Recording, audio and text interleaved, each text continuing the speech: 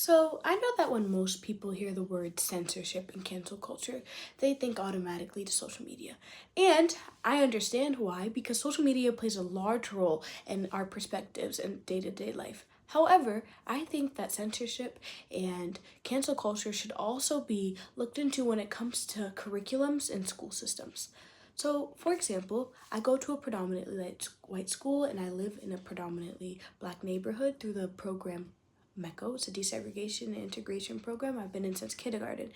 And in this program, I realized that a lot of times the stories of my black leaders are not put into any of the content that we are learning in class, rarely. So as a senior, I took the class Intro to Black Lit. And that class is very special to me because it's opened my eyes to many perspectives that I would not have seen before. And it's a cool class because our peers, we get to have conversations actually about the experience of being a MECO student in this district. And they ask us questions and we have group discussions and we talk about the book. And there was actually one book that we read, which is one of my favorite books that I've read, Their Eyes Are Watching God. And I thought that was interesting that the author got a lot of negative feedback from the book initially because of the African American vernacular English that was used in the book. However, when you read the book, you see that this book is about being biracial. It's about colorism. It's about being a black woman and growing in that. And it's about black love.